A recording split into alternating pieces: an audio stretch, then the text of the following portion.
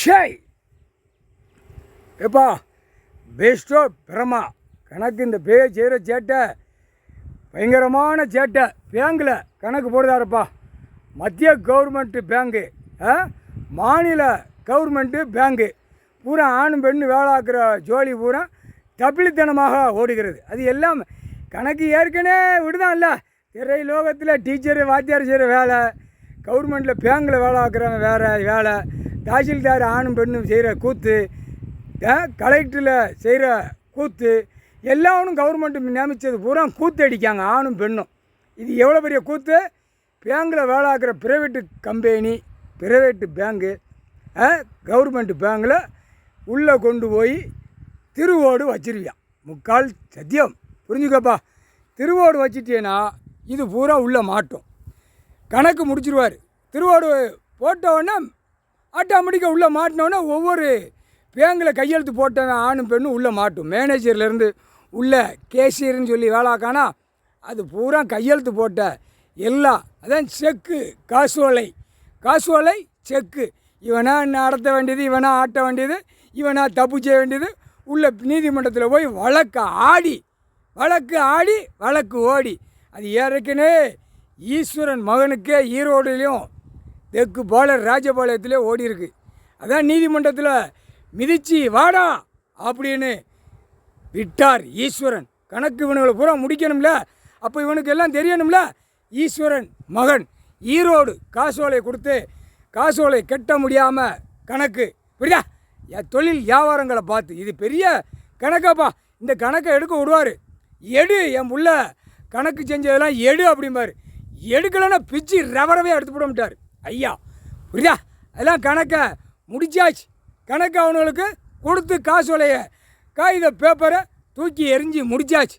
அப்போ எவ்வளோ பெரிய கூத்துகள்லாம் நடக்கு. அப்போ நீதிமன்றத்தில் வழக்காடுது காசோலை, ஓலை, செக்கு. இப்போ செக்கு ஐயா கடவுள் வைக்கார். செக்கு வச்சோடனே செக்கு உருட்டிடுவார். ஒரே உருட்டு. நீதிமன்றத்தில் கணக்கு பேங்க் கணக்கு உள்ள குளோஸ் பண்ணணும்ல, மொத்தத்தில் பேங்கை குளோஸ் பண்ணிடுவார். பேங்கில் இருக்கிற அத்தனையும் எங்கே கொண்டு போகணும்னு கொண்டு போயிடுவார், நீதிமன்றத்தை கொண்டு போயிடுவார். நீதி அரசர் தான் கொண்டு போக முடியும். தப்பாக செஞ்சு தப்பாக கூத்துகள்லாம் நடக்கு. அப்போ பேங்கில் வேலை ஆக்கிற என் மகன் கவர்மெண்ட் வேலை பார்க்கா, என் மகன் கவர்மெண்ட் வேலை ஆக்கான், உட்காந்து 40,000 1,00,000 சம்பளம் வாங்குதாங்க, நல்லா நாங்கள் குளிர் காயுதோம்னு வாயை திறந்து பேதான். பேங்கிலேருந்து வாத்தியார் வேலை பார்க்குற வேலை புரியுதா? கவர்மெண்ட் வேலை. எந்தெந்த வேலை கவர்மெண்ட்டு புரியுதாப்பா? கவர்மெண்ட் வேலை போட்டு பேப்பர் அடித்து விட்டு அதெல்லாம் கவர்மெண்ட் வேலை ஆக்குறவன் தெளிவாக வேலை வைப்பான். அரசியல்வாதி தெளிவாக வேலை வைப்பான். பல கோடி உள்ளவன் தெளிவாக வேலை வைப்பான்.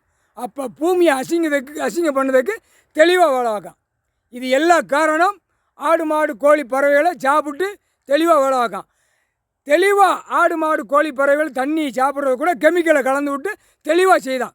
இத்தனை ஆஃபீஸர் பேங்கில் இருந்து எல்லா கெமிக்கலை விடுன்னு சொல்லி இவன் தான் காகித பேப்பரை கொடுத்து குளத்தை பூரா நாசம் பண்ணதான் பேங்கில் இருந்து. இப்போ நீதிமன்றத்தில் புரிஞ்சாப்பா? ஆப்பு அடித்தாலும் பெரிய ஆப்பு அடித்து உள்ளே தூக்கி ரிவிட் அடிப்பார். அப்போ தான் இருக்குது பேங்கு வேலை ஆக்கிறவன் எல்லா ஆணும் பெண்ணும் தவிக்கிட்டு போகிறது.